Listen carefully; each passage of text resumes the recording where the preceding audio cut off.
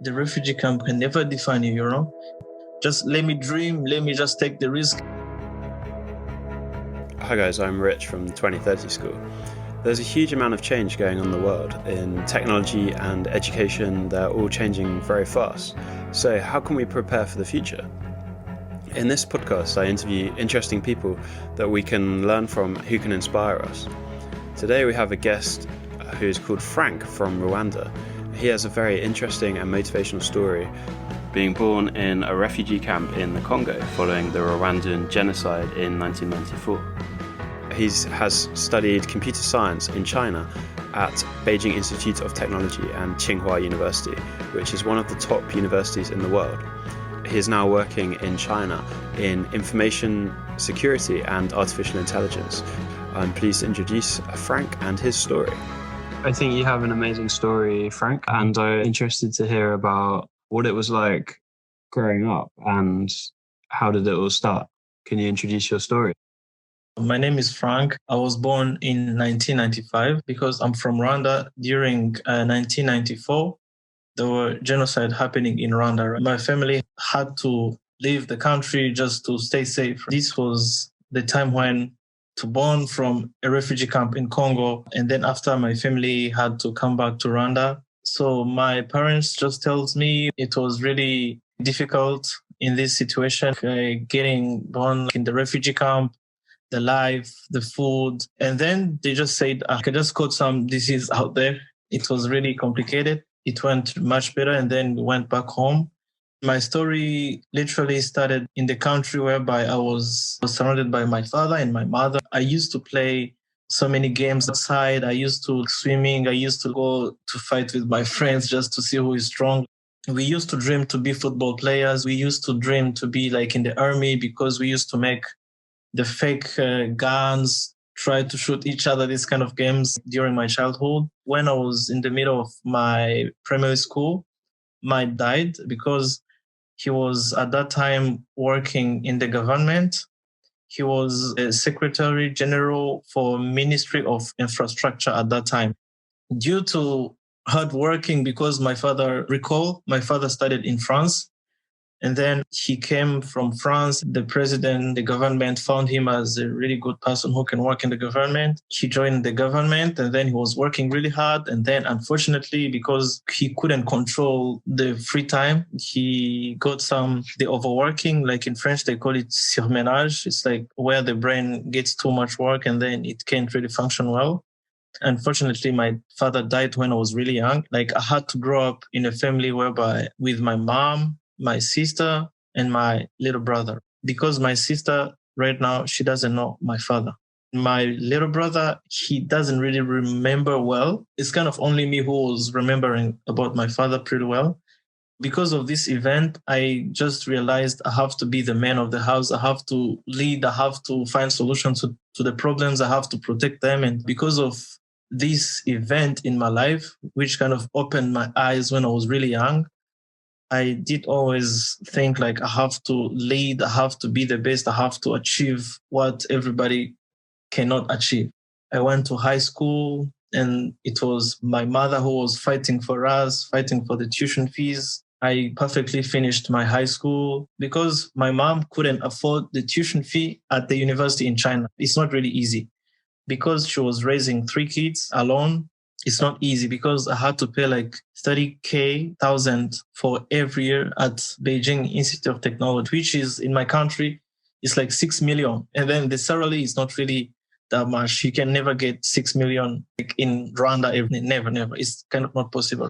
And then I had always believed that I'm going to be the best, but I didn't know how it's going to happen. So I convinced my mom that we're going to try at maximum. So my mom at first just said, no, please, Frank, it's not possible. You see my salary, you see like, how can we get this money? And then I told my mom, just let me dream. Let me just take the risk. If I fail, it's okay. Then my mom said, okay, my son, I'm going to let you do whatever you want. If we fail, it's okay. From this time, I started looking for loans. I started looking for uncles, for family members who can help. And then I managed to put them together to convince them that this is my dream. I'm going to just achieve best thing. Please help me and stuff. Then my whole family just go together. They just put the money together for me. It was really, really hard for me during that time because it was looking impossible at first. My family fighting for this. I had to come in China because I managed to get the tuition fee, just only the tuition fee, 30K only, just 30K. I had to come in China. I had the ticket. Everything was paid perfectly. And I remember in the first 2 months at BIT during my bachelor, I didn't really have something to eat because the money it's kind of limited. During this time, because I was supposed to study computer science and then I didn't have any PC, I didn't have anything, like zero. I was just having the phone, which is really like a cheap phone from Rwanda. So I had literally nothing. Then I spent 2 months eating once a day and then sometimes trying to join my friends to talk. And then I take advantage of trying to find ways to find the food because you cannot call home, tell them to send if you know the money they sent is limited, right? Then I had to wait for 3 months for them to get some more money so that I can continue like living normally. These months I spent like struggling, taught me a lot of lessons to kind of learn to live in difficult moments. And then finally they got resettled. They sent some money after some months. And then I was able to kind of live normally. I used to go to class hungry sometimes, but I managed to pass the classes really well because I was like, this is my only chance. And then if I don't get the scholarship, so because Chinese universities in Beijing, they have this kind of local government scholarships. They give it to the top students because I knew the next year I'm not going to get any other money. So I had the only choice of getting the scholarship for me to continue studying. And like I knew that if I fail any course, I'm going to go home. So it was like, if you fail, you go home. And then you have to be the top to get this scholarship. I had to study really hard in difficult situations. And then I could get the scholarships for the next years. And then this is how I managed to finish.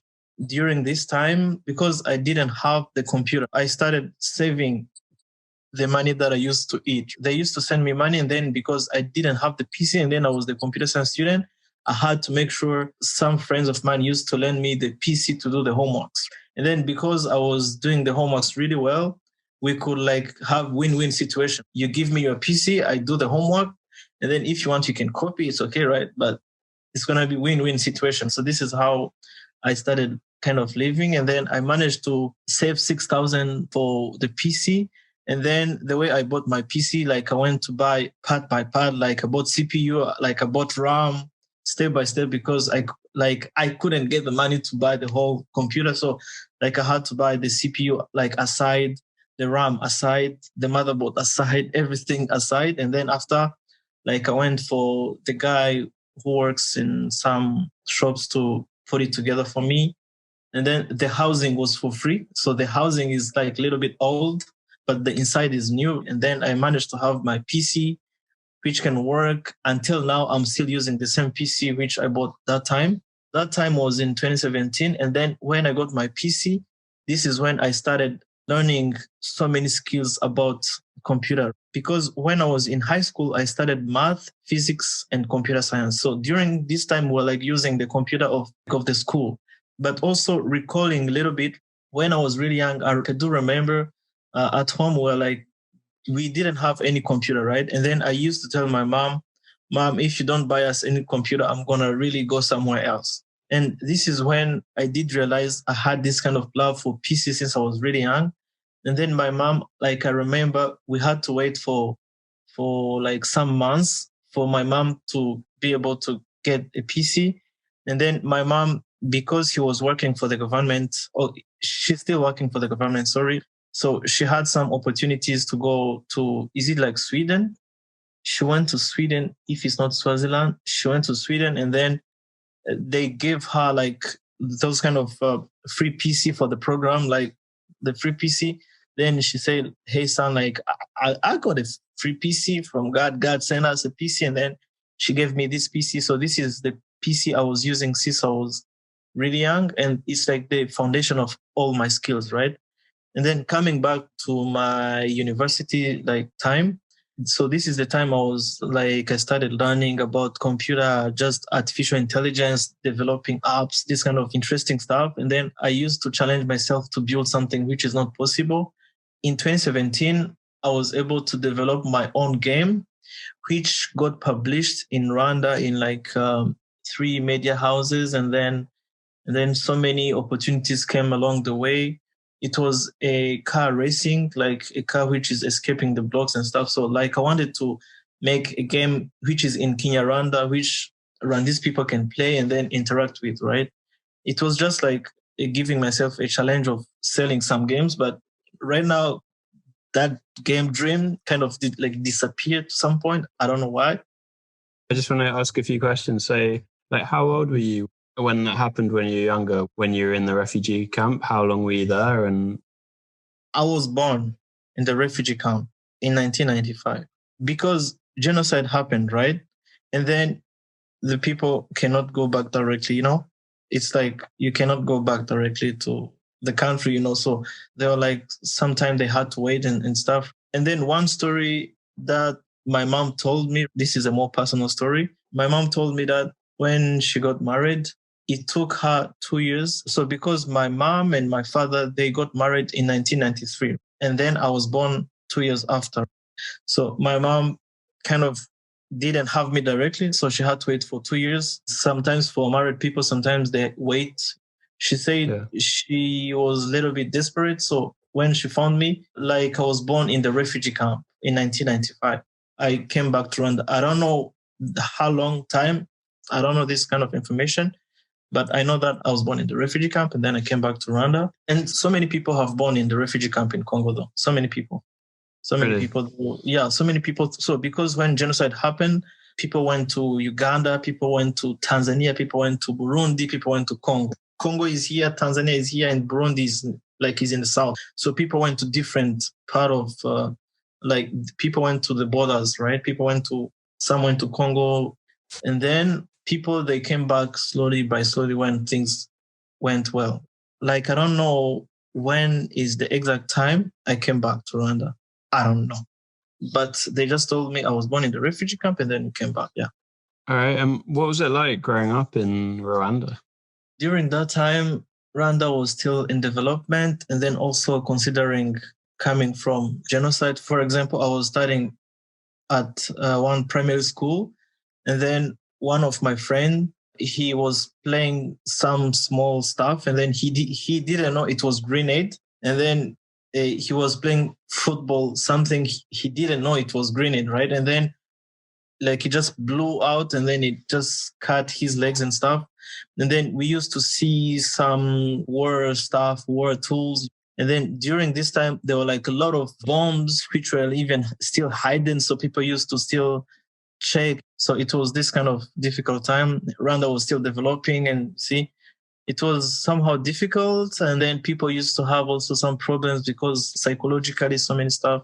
But Rwanda developed so fast so that I don't really remember this hard time. I just remember it went really super fast from psychological problems, poverty, so many things to much better things. People get better, people get happy, It was really fast so that I don't really remember the hard time much more than the way I remember the good times.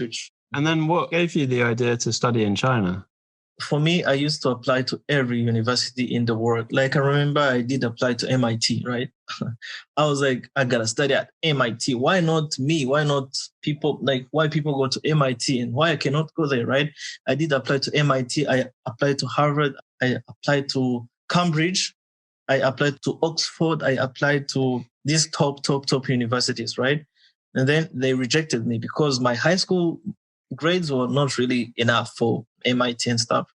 I think I had my aunt in Beijing, right? She was working at the embassy of Rwanda in Beijing, in China. So she told me, hey, there is one school which is really good. Can you have a look at it? And then I checked BIT.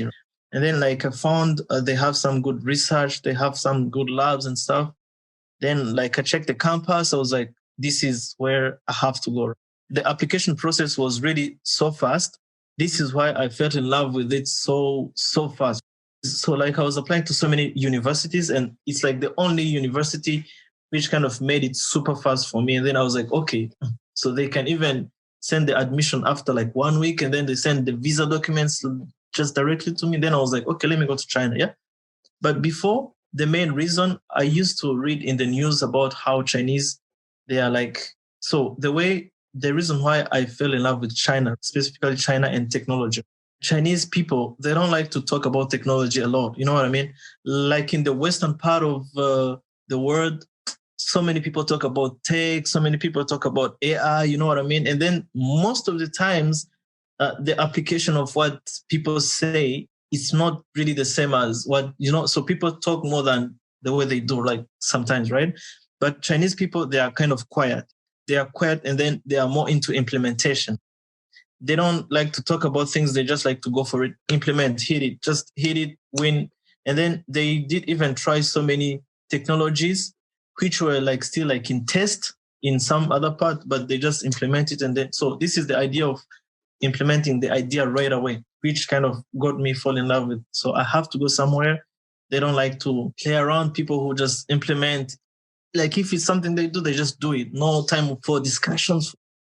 Yeah, it's very practical, isn't it? And pragmatic. So everyone is just executing and getting stuff done. Exactly. That's what, especially in the field of artificial intelligence, self-driving car, like they just test everything out. They don't care the risk. They just say, let's just do it. Yeah. It's really attracted me really big time. Yeah. I see you're a bit of a singer. Can you tell me about that? When I was really young, for me, I'm that person who tries everything. So for me, like, I don't believe there is anything that I cannot do. And then when I was really young, I used to listen to hip hop songs from America. And then I got inspired to sing. And then one day I was in high school. There were like some competition of rapping, some like battle. My friend told me to go try. And then I went to try. And then when I get to the stage and then I started rapping, I saw the crowd shouting, and then I didn't know that I can really impress people to that extent. People got super excited, and then I was like, okay, wow. So this is something that I can do. And so easily, I don't really spend enough energy to sing. I don't think too much. The words comes like so smooth. And then I was able to sing, and then like I won the championship of battle, like of hip hop in my high school. And then like I got offered like some prize, and like in high school, everybody knew me in high school. I was like superstar, the praise, everything was so. And then this triggered me to sing more and then to rap more. Yeah. So this is the main trigger which got me in love with music. Yeah. And I remember when we went to that park in Beijing and you started singing to all the Chinese people. Oh yeah. Chinese song. That was so amazing. That was so amazing. Wow. 好一朵美丽的茉莉花，好一朵美丽的茉莉花，芳芳美丽芒枝芽，又香又白惹人夸。让我来将你家乡送给别人家。茉莉花呀茉莉花，茉莉花呀茉莉花。Yeah, it's really cool. Like, and then I had a lot of opportunities to sing in China, like in Beijing, in the ceremonies, like at my campus, like BIT, singing Chinese songs, rapping Chinese. It's really nice. And then right now, I think when I retire, I'm going to do music full time, like the old guy who do music. So that's me. And you have a YouTube channel, right, with the music? Yeah, like I have a YouTube channel, which I really kind of opened recently. And then I'm starting to get back on track so that I can start updating my music and then make sure that I can give out everything which is in me. Yeah. So this is kind of me, like I just want to give everything which is inside, give everything possible so that you never know whichever can just give you something. But for me, I like it. It's kind of my passion. Yeah. Can you tell me about Tsinghua? What was it like studying in Tsinghua? When I was studying at BIT, everybody used to say, you can never study at Tsinghua. Like, you are not really at that level of studying at Tsinghua. And then for me, like I really hate this kind of idea of people who kind of project their failures, fear to you. You know what I mean? Like some people think they cannot, and then they just project it to you to feel that you cannot, right? So for me, I really hate this kind of thing too.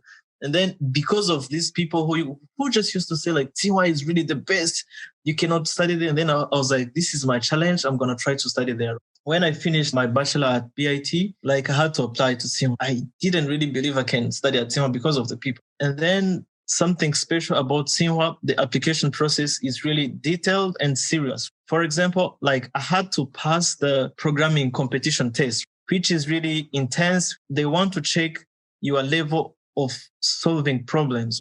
So some people, they brute force, like they do use brute force approach to solve problems. They just try different ways and then see which one works. And then Tsinghua, mainly they just want to look for whether you know how to solve problems using classic methods. So they just want to know whether you really know what you're doing. And then don't waste time trying to find solution, just know what you're supposed to do. It was really challenging. And then I managed to pass it, but I was really not believing I can pass it. And then after I went to the interview with 5 professors who they really ask you really deep questions. They just ask you like research. What do you want to do in the future? What do you want to work on at Tsinghua? Why you really want? And then they just check everything. And the interview is like 30 minutes. So they really understand you 100%. So it was really intense. And then something which made me happy, I was the only African in that kind of class.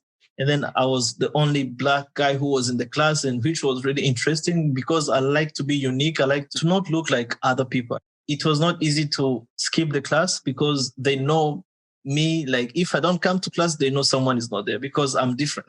Do you have any tips for someone who wants to get into Tsinghua?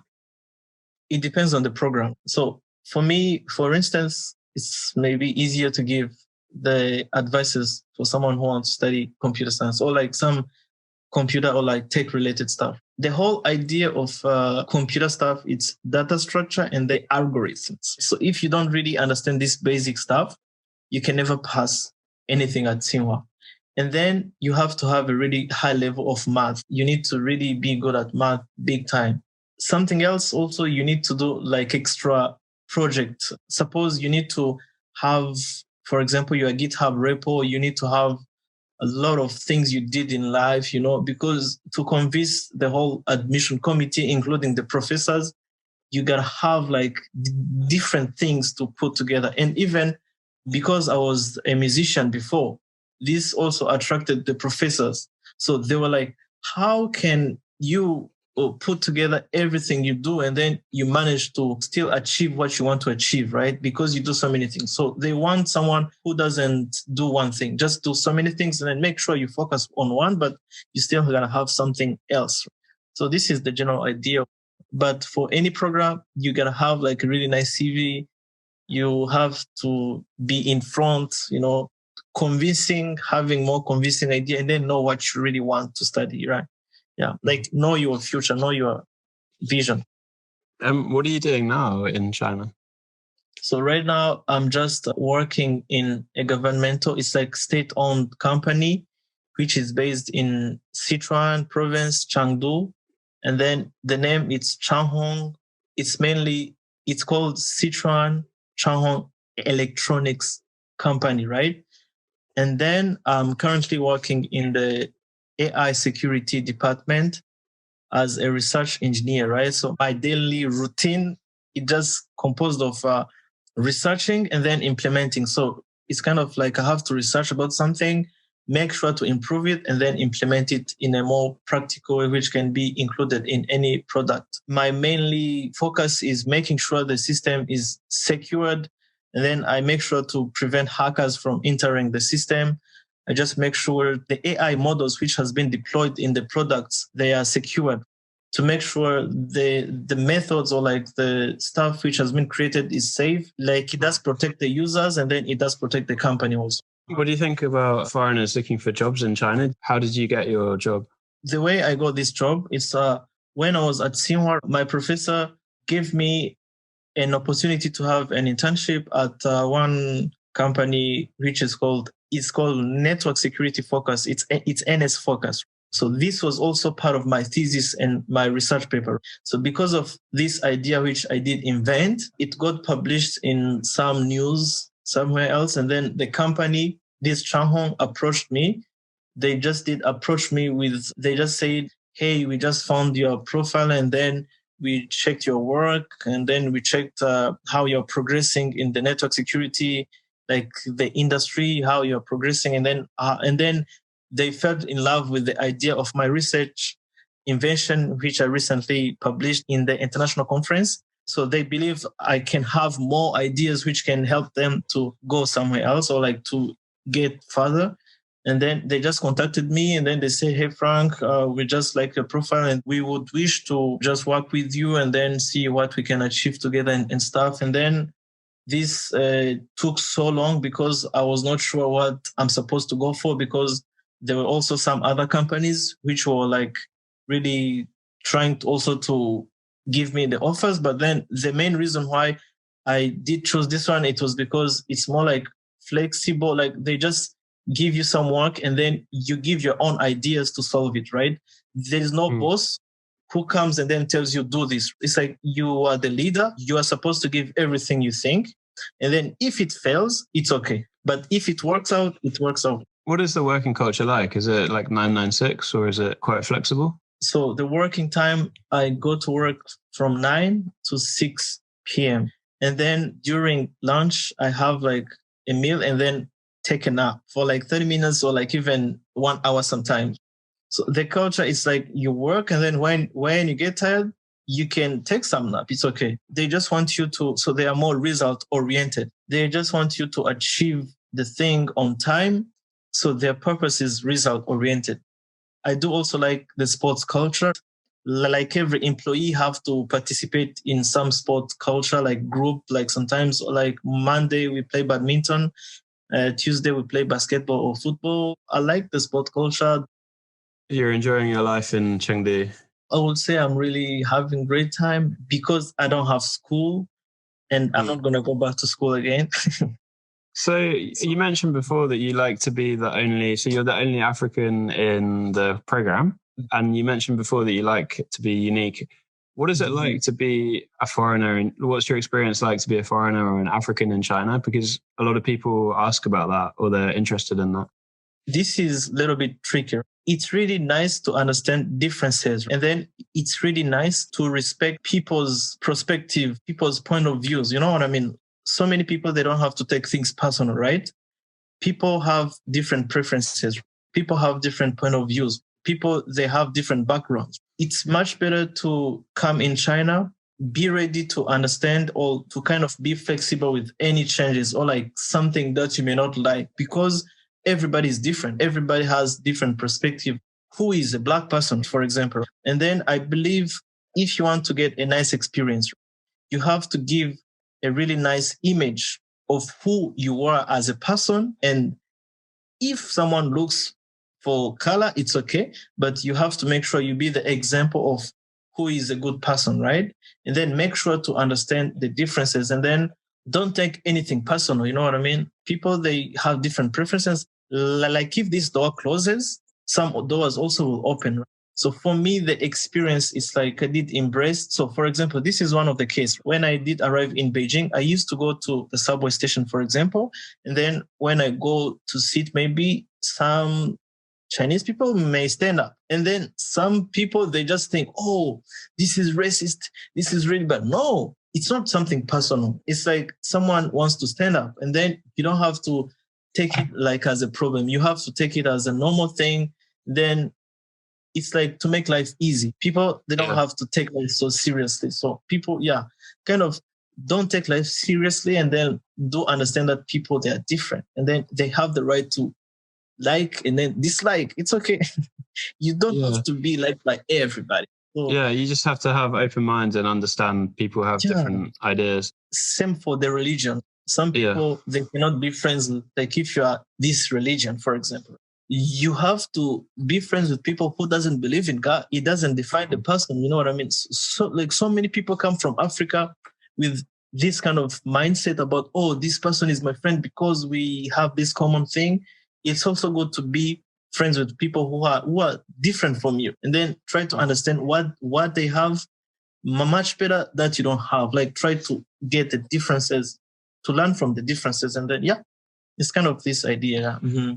Because everyone is shaped by their environment a bit, isn't it? They think in a certain way, maybe from other people. And it's important to have an open mind and not take anything personally, isn't it? Yeah. Same also, like, you didn't choose to born in Africa. You didn't choose to be black, right? You just came and puff. Same for other person who was born in different part of the world, right? So we didn't choose this. We just found ourselves here. So this is why we have to blend in, to kind of embrace our differences, our different point of views. Just leave this world, because we don't have too much time. Like, we just live today, and then tomorrow is never promised. I always think I'm like an ambassador, so try and give good impressions. I think it's important. So can you tell me about your future plans? What do you plan to do in the future? Wow, this is an interesting question. I just see myself somewhere with a family, maybe with a kid. And then I just want to open my business, right? Because I don't want to work for people every time, because I still have, I have so many ideas about different things. So I believe if I can tap into all those ideas, and then I'm not afraid of failing, I'm planning to have my own business. Especially now, I'm having an idea of having a really nice network security company. And then I wish to also, sometime when I get really enough ready, I just want to go to my country and then try to raise up some people, try to lift my country to some ways, and then do my best to kind of also push my brother and my sister, because even right now, like, I still support my brothers, like my brother and my sister. My mom, because she's the one who is providing everything, right? It's not enough, right? So this is why I gotta make sure to provide for my brother, for my sister, make sure to push them so that they can have a really good life. And then same for me, to have a better life. So, like, I just see myself as a businessman in coming future, and then retire, and then make money when I'm relaxing. Maybe when I'm 45, I just want to cut everything and then leave. I don't want to get stressed like my father, the way he was like working really hard. And then, so for me, I just want to relax and then live this life perfectly. Because there must be many people around the world who have a difficult start. Maybe they're born in refugee camps now, or they were born in refugee camps, or they have challenging upbringing. What kind of advice would you give to them? The main advice that I can give to people who are in the refugee camp, right? So I would say that the refugee camp can never define you, We don't choose how we are born. It's like a bridge whereby it's chosen. Like, I don't know, like if it's random, but it's chosen to shape us. I would just tell them that the life doesn't end right there. The life is really big, and then the opportunity is really big. We are all the same at the end of the day. We do all have strength. We do all have weaknesses. We do all have some smart ideas. They don't have to think like, maybe because I'm like this, I don't have this capability. So they have to go out there, like, just chase the dream, chase the life, just make sure they can do the best they can to reach new higher levels, because it doesn't define anybody. This world faces so many problems. So we have to make sure to rise from these problems. Yeah, it's so inspirational, Frank. It's such a good story. It's great that you're doing well in China, and you have a very bright future, and you're working hard and making your dream come true. Yeah, it's really inspiring. That's cool, Frank. So I appreciate the time to chat. Is there anything else you want to say? The only thing that I can say, it's like tomorrow is never promised. So today is the time, and then you don't have to wait for anything to do anything. Now is the time. If you want an opportunity, you got to go for it. And if you wait, it's done. It's over. Thanks, Frank. That's pretty inspirational. So what if there's a student or someone listening to this podcast who wants to get in contact with you? What's the best way? If someone wants to get in touch with me, I'm on LinkedIn. My name is Isingizwe Didier Frank. Just message me on ididierfrank at yahoo.fr. I'm really looking forward to talk to anybody who is interested in tech stuff, in computer science, and studying in China. So a lot of people helped me to push myself to where I am right now. And this is also time to give back to the community, time to give back what have been given to me. So I'm going to be there to help anyone who is in need of any help. And I'm super thankful, and I'm really happy and honored to be part of this podcast. Sure. Thanks, Frank. It's very inspirational. Yeah, maybe next time when you're in Beijing, or when I'm in Chengdu, we can catch up and be good to chat. Yeah, maybe have a hot pot. Oh, hot pot is crazy. But the problem of hot pot, every time when you do it, like the way, this is some funny, Chinese people like to make fun of this kind of joke.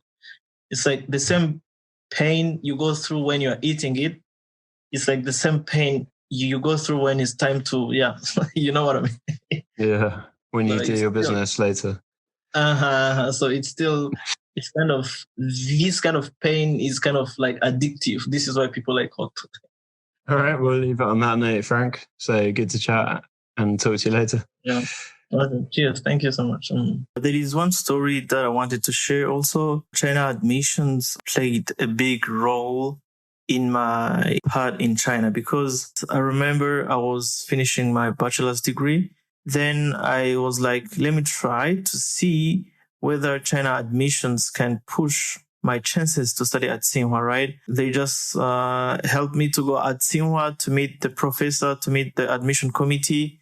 It was really helpful. And then China admissions helped me a lot to achieve my admission at Tsinghua, because it did help me a lot with the preparation of the documents, making sure I meet certain requirements, making sure that I know how to write my personal statement. Because applying to Tsinghua is kind of really special, right? So you have to make sure everything is perfect and it's in line and it's on time, right? After seeing the culture of China admissions, I would recommend a lot of students to apply via China admissions, because China admissions, it doesn't only focus on getting you a university, but also they focus on making sure you choose the right program, you are eligible to apply. They make sure the application is so easy for you, so that all you have to do, you just have to send the documents, and then they're going to take care of the rest, right? China admissions have helped a lot of students that I know to get in top universities. It's the best way to apply to Chinese universities. It's so easy, it's user-friendly, so it's pretty amazing to use China admissions to apply in China. I feel very inspired by that story, and I appreciate you listening. If you found that story interesting, please share, and please leave us a comment and give us a rating. And as the world is changing very fast, technology is going to continue to accelerate, and education is going to need to change. How can we prepare for the future? Let's start by learning from other interesting people together. Thank you, guys.